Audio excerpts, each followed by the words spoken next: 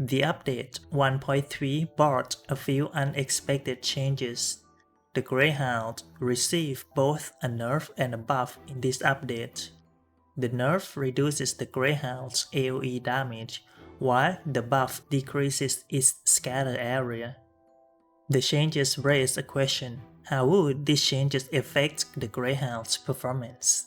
This video delves into the dynamic of tank infantry engagement in CoH3, with a focus on the scatter area of a tank's main weapon. By the end of this video, you will learn the key factors that determine a tank's effectiveness against infantry units. How a tank performs against infantry depends on three elements: AoE drop-off, accuracy, and scatter area.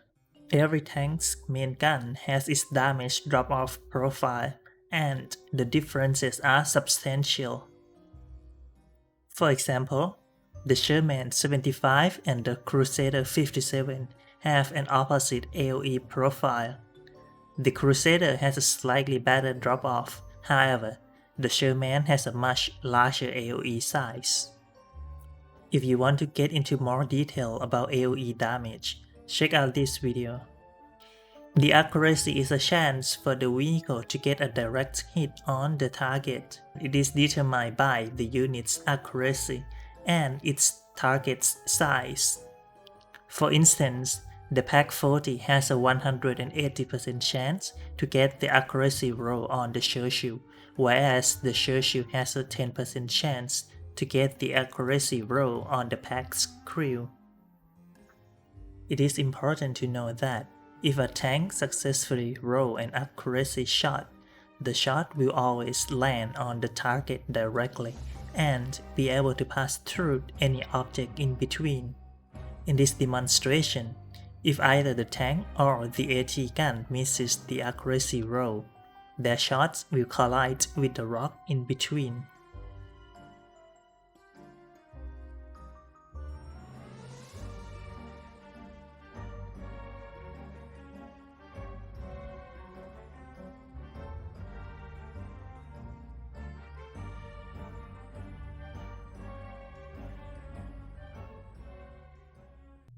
If a tank misses the accuracy roll, then the shot rolls the scatter area instead. When shooting at an infantry unit, a tank is most likely to miss the accuracy roll because most tanks have around a 5 to 7% chance of getting an accuracy roll. The scatter area is the area where a shot might land when the tank misses the accuracy roll. It is also important to note that, unlike the accuracy shot, the scatter shot does not track the target. The size of the scatter area is determined by these four values: angle scatter, distance scatter max, scatter offset, and scatter ratio.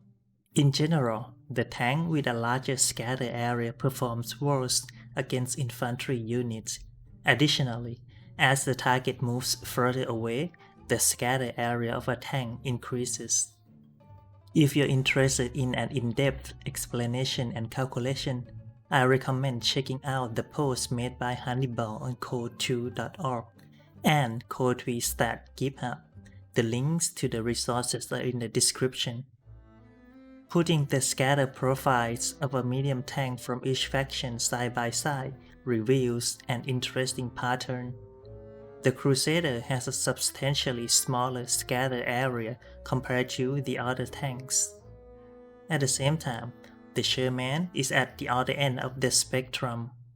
At the range of 40, the Sherman has approximately 4 times the scatter area of the Crusader, and the German tanks are in between the two.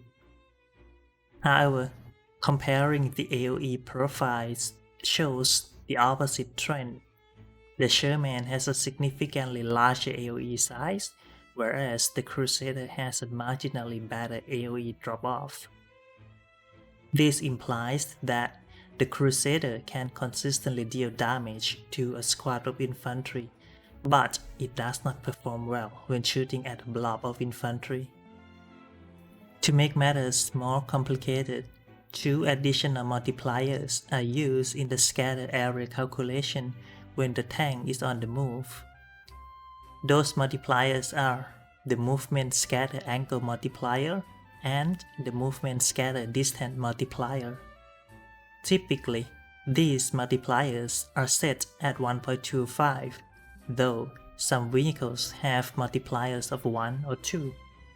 So, how do the 1.25 multipliers translate to the scatter area?